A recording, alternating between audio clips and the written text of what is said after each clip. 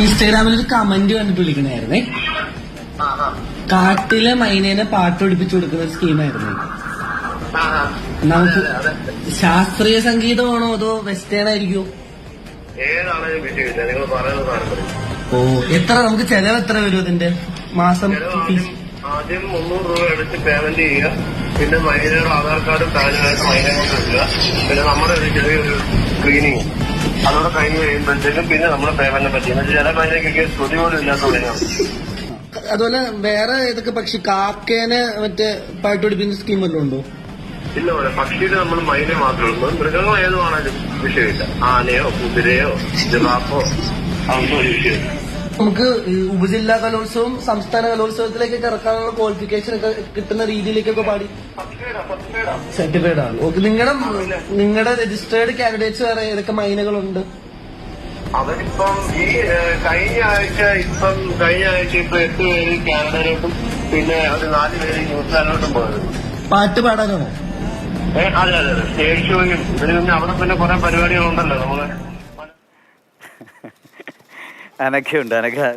എനിക്ക് തോന്നുന്നു നേരത്തെയും ഒരുപാട് വിളികളൊക്കെ വന്നിട്ടുണ്ടാവും. അപ്പോൾ അതുകൊണ്ട് ഈ പരിശീലകൻ വളരെ ഏത് കോൾ വന്നാലും ഉത്തരം പറയാൻ റെഡി ആയിട്ടാണ് ഇരിക്കുന്നതെന്ന് തോന്നുന്നു. ഇത് രസമുള്ള കാര്യമാണ്. പക്ഷേ ആരാണ് ഇയാളെന്ന് എന്തെങ്കിലും വിവരം കിട്ടുമോ? ആരാണ് എന്താണെന്നുള്ള വിവരമൊന്നുമില്ല ദിവീഷ്. എന്തായാലും ഒരാളല്ല, ഒരുപാട് പേർ ഇത്തരത്തിൽ ഓരോ വീഡിയോയുടെ താഴെയും കമന്റ് ഇട്ട് അവരുടെ യഥാർത്ഥ നമ്പറാണോ എന്നൊന്നും അറിയില്ല. പക്ഷേ ഇത്തരത്തിൽ ഒരുപാട് കമന്റുകളും അതിനോടൊപ്പം തന്നെ ഇതിനായി ബന്ധപ്പെടുക എന്ന് പറഞ്ഞ ഒരു ഫോൺ നമ്പറും നമുക്ക് കാണാൻ പറ്റും. ഈ സമൂഹ മാധ്യമങ്ങൾ എന്ന് പറഞ്ഞത് ഇതൊരു വേറെ തന്നെ ഒരു ലോകമാണ്.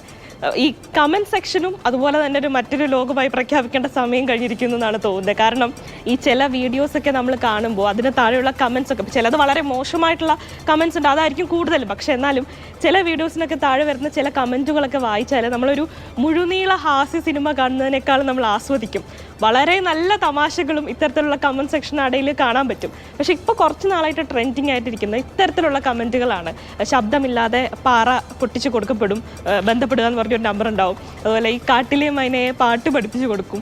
അതുപോലെ തന്നെ തേനീച്ചയുടെ കൂടിന് മുമ്പിൽ ചെന്ന് തേൻ വിറ്റ് തേനീച്ചയെ മാനസികമായി തളർത്തുന്നു. ഇത്തരത്തിലുള്ള രസകരമായിട്ടുള്ള കമന്റുകളൊക്കെ ഇട്ടിട്ട് ഇതിനായി ബന്ധപ്പെടുക എന്ന് പറഞ്ഞൊരു നമ്പറും കൊടുത്തിട്ടുണ്ട്. ഇതിൽ ഏതൊക്കെ നമ്പറാണ് ശരിയായിട്ടുള്ളതെന്ന് അറിയില്ല, പക്ഷേ രസകരമാണ്. നമ്മൾ ഈ ഒരുപാട് ഈ ഫോൺ കോൾ പ്രാങ്ക്സ് ഒക്കെ നമ്മൾ കാണാറുണ്ട്. അത് പക്ഷേ എന്ന് വെച്ചാൽ വിളിക്കുന്നവർ മറ്റേ ഏതെങ്കിലും ഒരു നമ്പറിലോട്ട് വിളിക്കും, അവർക്കറിയില്ല ആരാണ് തങ്ങളെ വിളിക്കുന്നത്.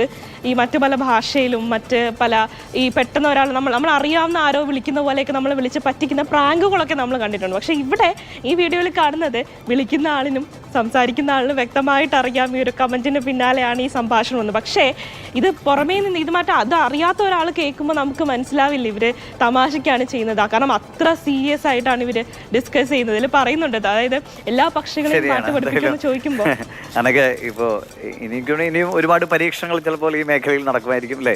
പുതിയ കമന്റ് സാധ്യതകളൊക്കെ ചിലപ്പോൾ ഇതായിരിക്കും ഇനി ട്രെൻഡിങ് ആയി വരാം. അതെ. അപ്പോൾ ഇനി മൈനെ പാട്ട് പഠിപ്പിക്കുന്ന ആകാം, ഇനിയിപ്പോൾ ആകാശത്ത് വെച്ച് വിമാനം നിർത്തുന്ന ജോലിയായിരിക്കും. അങ്ങനെ പലതും വരാൻ സാധ്യതകളുണ്ട്. അപ്പോൾ എന്തായാലും ഇതൊരു തമാശയായിട്ടാണ് എടുക്കേണ്ടത്. തമാശയുടെ ഒരു അതിർവരമുണ്ടല്ലോ, അതിനപ്പുറത്തേക്ക് പോയാൽ പിന്നെ കാര്യങ്ങൾ കടന്നു പോകും. അപ്പോൾ